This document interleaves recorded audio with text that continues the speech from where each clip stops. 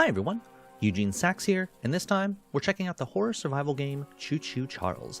Time to take a ride on a crazy train, and hopefully not get eaten by it. Our museum business is apparently failing. Our friend Eugene calls us up and tells us he could help us with that by getting us the find of a lifetime. It's a creature unlike any seen before, a monster that has been terrorizing the mining island of Araneum. They call him Charles. Half train, half giga spider from hell. Nice. Players will explore the island in a small train they obtain right before Charles kills Eugene, and will help out the remaining people on the island. Doing odd jobs for these people will earn scrap that can be used to upgrade the train, either armor, speed, or damage. Players will need to gear up, face the cultists who worship Charles, and prepare themselves to avenge their friend and kill Charles once and for all. There's not a lot to Choo Choo Charles as far as mechanics are concerned.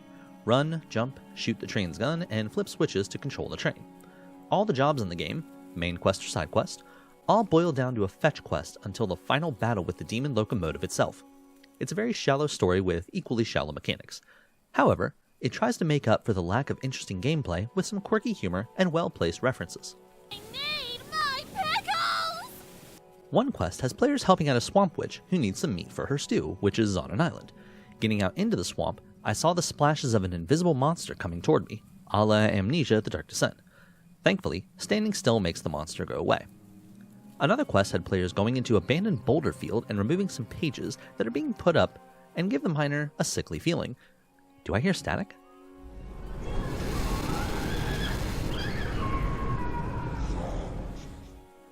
It's a cute nod to other games that gives some charm to Choo Choo Charles. However, that charm wears off rather quickly.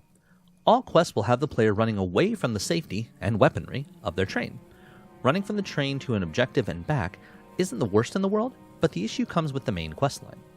Players will be going into different mines in order to get eggs that will summon Charles for a final battle. These mines are occupied by the cultists around the island, all armed with guns and lots of negative feelings toward the player. If they see you, they shoot on sight. Their sightlines made no sense, and I was clearly behind walls but still heard them moving toward me to shoot. There aren't any mechanics that allow the player to actually be stealthy outside of moving past while the cultist's back is turned, and they will relentlessly follow players if they are caught. With as close quarters as the mines are, it's hard to avoid the shotguns that mean death in 1 or 2 hits. Each death causes the player to lose scrap, so it slows down progression for upgrading the train.